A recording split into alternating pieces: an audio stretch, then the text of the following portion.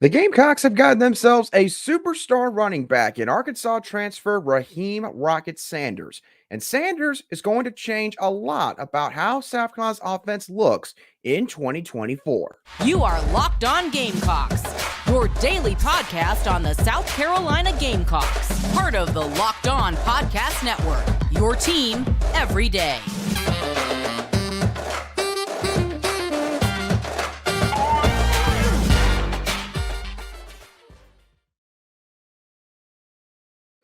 Hello, Gamecock Nation, and welcome back to the Locked On Gamecocks podcast. I'm Andrew Lyon, the host of this podcast, and also a staff writer for Gamecock Digest over on SI.com. Thank y'all so much for making the Locked On Gamecocks podcast your first listen or watch for your team here today. As always, we are free and available both on YouTube and wherever you get your audio podcasts daily. Today's episode is brought to you by FanDuel Sportsbook. Make every moment more right now as new customers can get $150 in bonus bets with any winning $5 money line bet. That's $150 if your team wins. Visit FanDuel.com/locked-on to get started.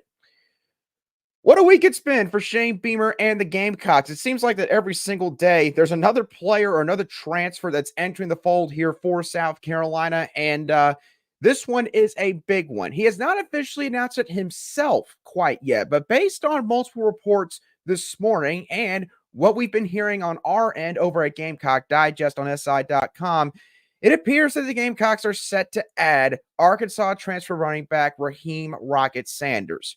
Make no bone about it, this is a big deal for Shane Beamer and this football program. A position group that was, quite frankly, a weakness in terms of the depth and lack of proven experience last year is now no longer a weakness. Matter of fact, it probably is a strength purely because of the fact that you're adding Rocket Sanders to the fold here. And in terms of Rocket Sanders, the football player, there's a reason he's got the nickname Rocket, right? You look at what he did at Arkansas, especially in 2022, a season where he rushed for over 1,400 yards on the ground, 10 touchdowns, and earned first-team All-SEC recognition. Raheim Rocket Sanders, his acceleration and change of direction for a running back his size, quite frankly, is unmatched. Rocket Sanders is not a guy that is going to rely on agility moves. He's not going to rely on juke moves and spin moves in order to shed tacklers. He is a guy that, quite frankly, is just a better athlete than most of the guys he's going to face on the football field. He actually came into college football as a wide receiver / athlete, and then he sort of got moved over to that running back position after just a little bit in Fayetteville. And that turned out to be the best move that coaching staff could have made, led by head coach Sam Pittman.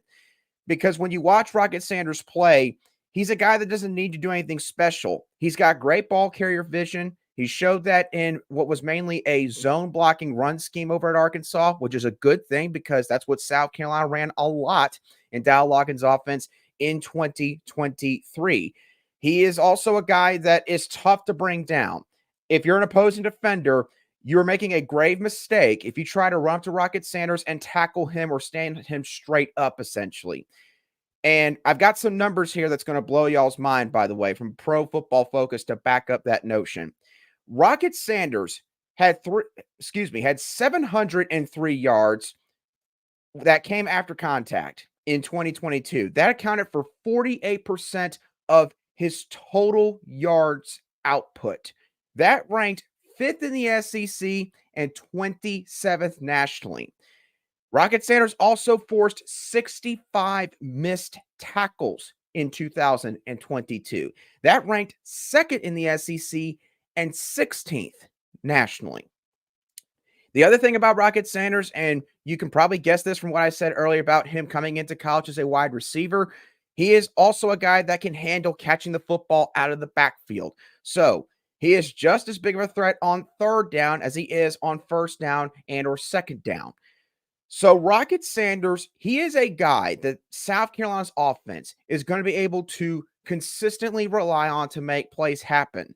And I wouldn't quite call him necessarily a home run threat, but there's no doubt that when he's got green grass in front of him, Rocket Sanders, he's going to make an explosive play out of it.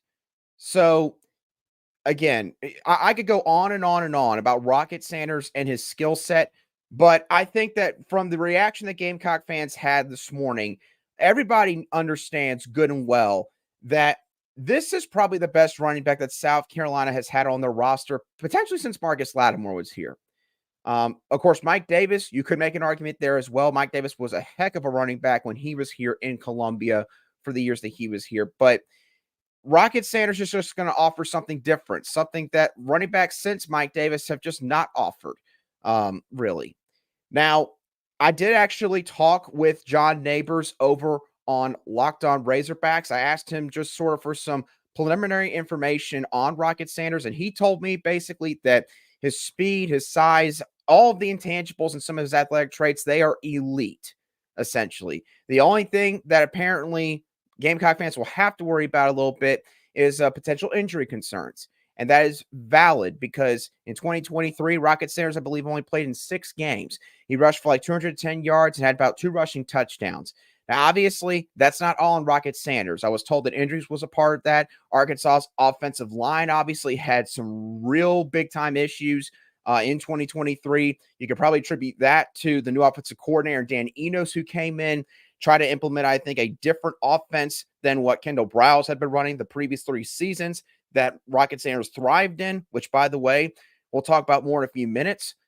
But in essence, scheme change, didn't fit the offensive line, tried to put a square peg into a round hole, Dan Enos was, and then combine that with the injuries, Rocket Sanders, he was just in a near unwinnable situation in 2023. And I think it's pretty evident based on the Razorbacks' 4-8 record at season's end that there was a lot of problems for that football program this past fall.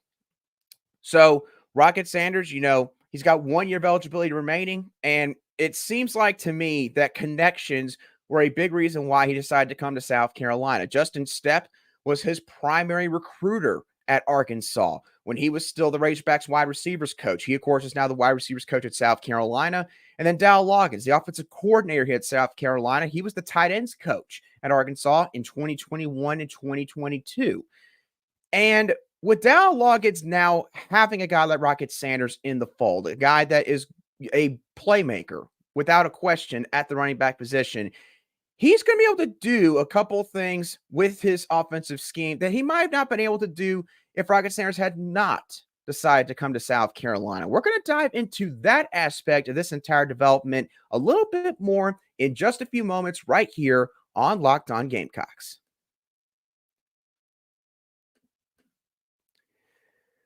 Today's show is brought to you by FanDuel. Now, as the weather gets colder, the NFL offers are staying hot on FanDuel. Right now, new customers on FanDuel can get $150 in bonus bets with any winning $5 moneyline bet. That's $150 if your bet hits. There's a couple of NFL games taking place this coming Saturday, and the evening game is going to involve 2 teams that have got a lot riding on in terms of the playoffs, as the Denver Broncos will go on the road to take on the Detroit Lions. The money line for the Broncos is set at plus 164, and the money line for the Lions is set at minus 196. So FanDuel's favoring Detroit, but Detroit lost to the Chicago Bears of all teams this past weekend. And the Broncos, they're one of the hottest teams in the NFL right now, considering what they've done over the past month or so.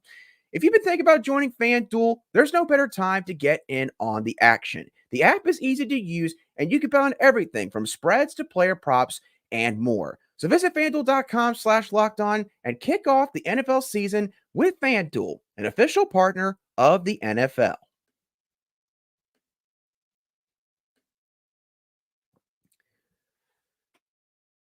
Welcome back to this live edition of the Locked On Gamecocks podcast, this reaction edition to Rocket Sanders' expected commitment to the South Carolina Gamecocks. We cover your team every single day. And as always, a big thank you to each and one of you every dares who are always tuning into the Locked On Gamecocks podcast, whether it's on YouTube or wherever you get your audio podcasts daily.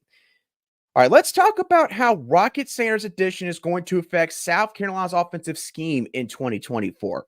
Because obviously, when you lose a quarterback like Spencer Rattler, a guy with all the arm talent in the world, and as of this moment, you're likely going to roll with now redshirt freshman Lenoris Sellers, a guy that's a different quarterback from Spencer Rattler, a guy that's bigger, stronger, a guy that's a dual threat, a pure dual threat quarterback who can both throw the ball efficiently and also run the ball quite well, you're going to change up your offense. And if Dowell Loggains proved anything to South Carolina's fan base this past season, he is truly going to cater the offense to his quarterback's strengths. So you have to imagine that changes were already probably bearing on Dowell Loggains' mind in terms of going from Spencer Rattler and transitioning to Lenore Sellers. But now you have Rocket Sanders in the fold. So how does this change what Dowell Loggains might do offensively in 2024? Well, it does a couple different things.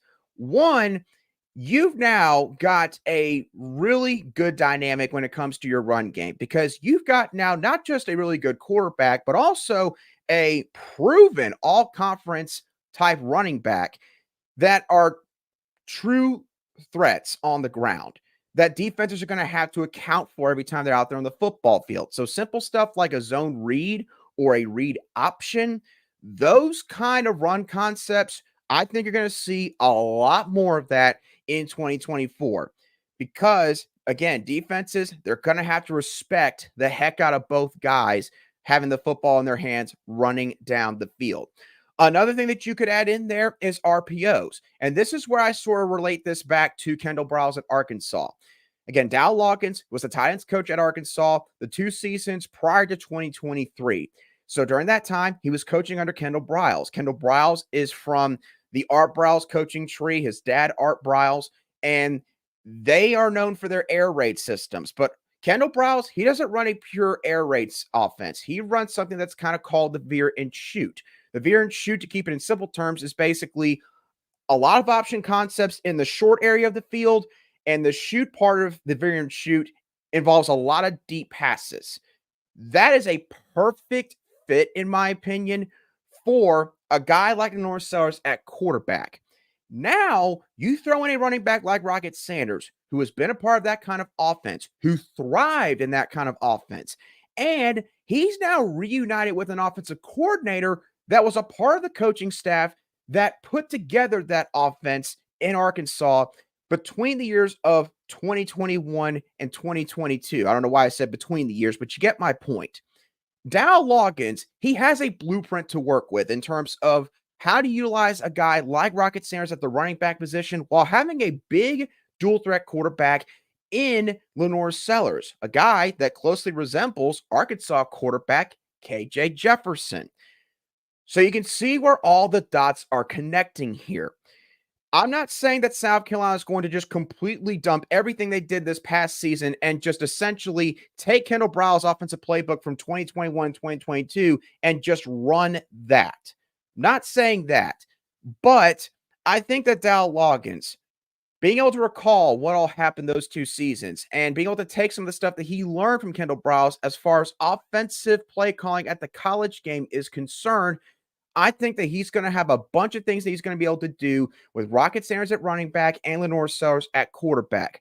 So, needless to say, expect a lot of changes to this offensive scheme heading into this next season. If you're curious to see what it might look like, I would highly recommend you go back and watch some of the games that Arkansas played in 2021 and 2022, because I'm willing to bet you that a lot of the concepts used in those offenses in those 2 seasons will probably be carried over into South Carolina's offensive playbook for the 2024 football season. So that's really all I got to say about Rocket Sanders. Again, a really big addition for South Carolina. It's going to change a lot of things in that offense. But we're not going to wrap up the show just yet. I got one more thing that I want to talk about. And it's been a big topic of conversation, really truthfully, for the past couple of hours since Rocket Sanders announced his commitment, or I should say since reports came out that he's expected to wind up at South Carolina. I should rephrase that. But the rumblings regard Antwane Wells. A lot of people thought that he was gone. And usually when people enter the transfer portal, they are gone. They're moving on and they're going elsewhere. But is there a chance that Juice Wells could actually still be a Gamecock in 2024? We'll touch on the rumblings that have been surfacing in just a couple moments right here on Locked On Gamecocks.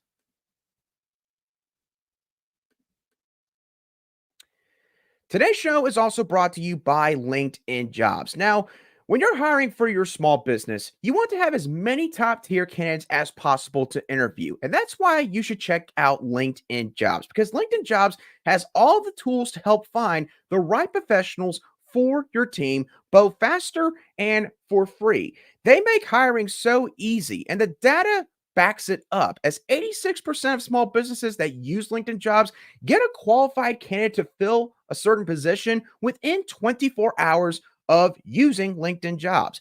And LinkedIn also knows that small business owners wear a lot of hats. And so you might not have all the time in the world to just sit at your personal computer and look at all the candidates that you might want to interview for your position. And so they help you save both on time and resources when it comes to the job search process, or the candidate search process in this case. So if you're a small business owner interested in using LinkedIn Jobs, post your job for free at linkedin.com/lockedoncollege. Again, that's linkedin.com/lockedoncollege to post your job for free today. Terms and conditions do apply.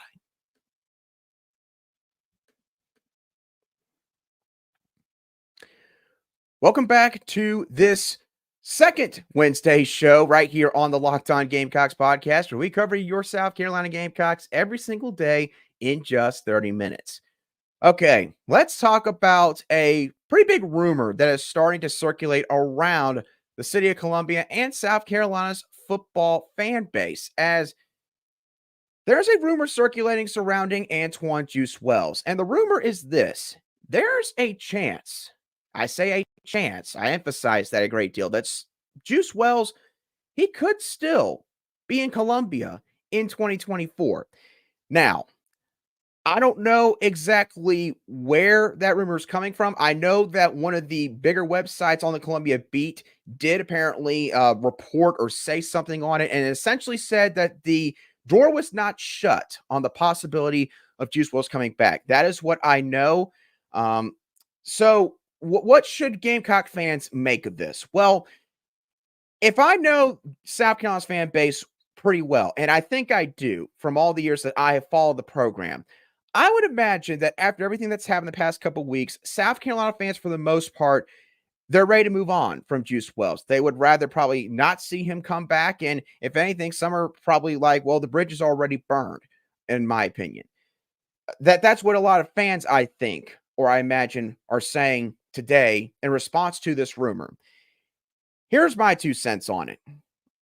With Antwane Juice Wells and the possibility of him coming back, I want Gamecock fans to take this the right way, because obviously you matter a great deal to the program.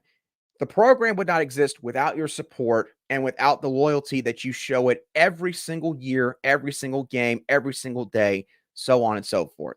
Want to make that clear before I say this. Whether or not the fans accept Antwane Juice Wells and welcome him back with open arms to Columbia, that's not going to be the deciding factor here, and that's not what's going to matter the most. Okay, I'm just going to be upfront and say that.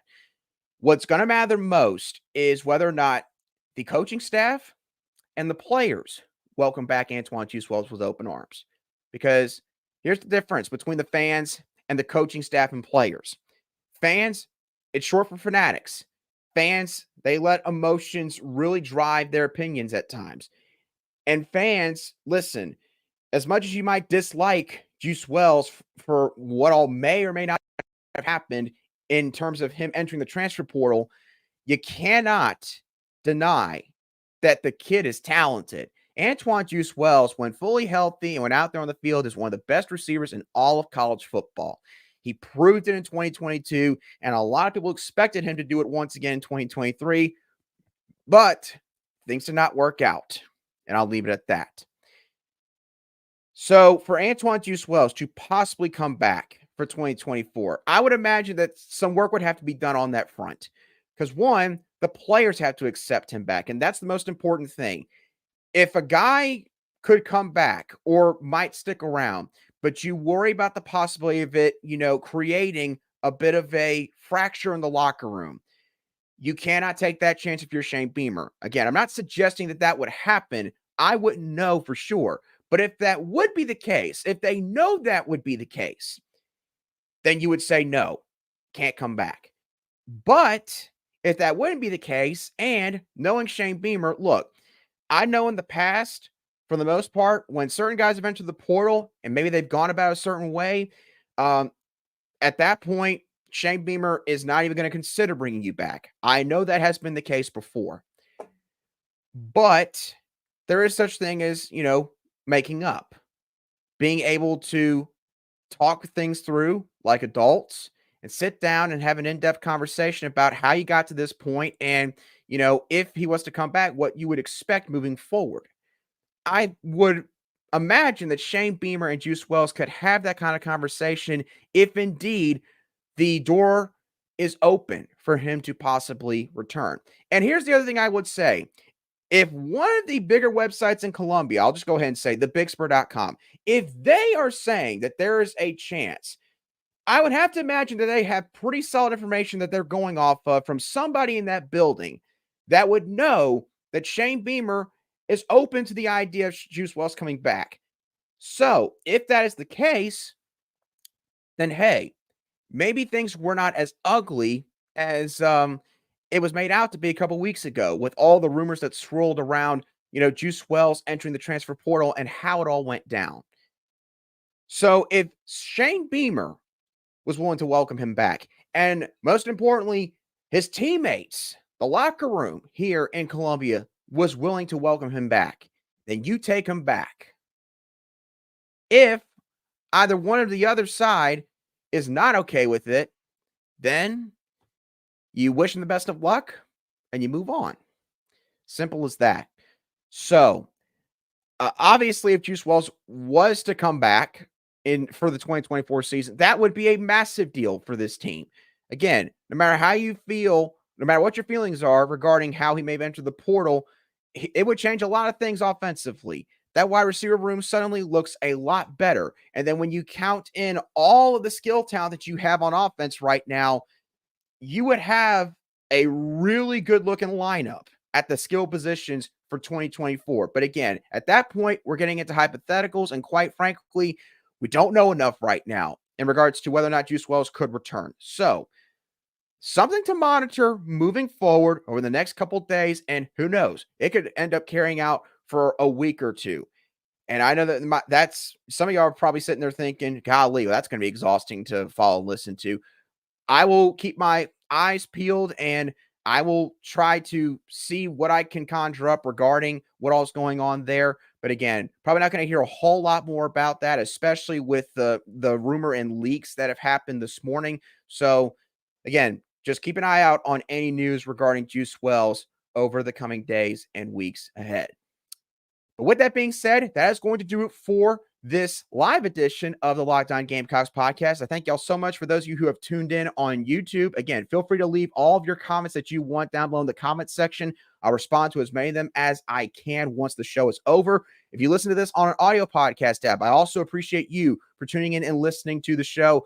And lastly, I do apologize because I did not do a good enough job of giving a heads up on the show. Kind of realized once I was about to start that I never went on my socials and posted everything. That's totally my bad. A lot been going on this morning with obviously Rocket coming back and then the rumblings about Juice Wells potentially sticking around for next season if it gets to that point. So that's my fault on that part.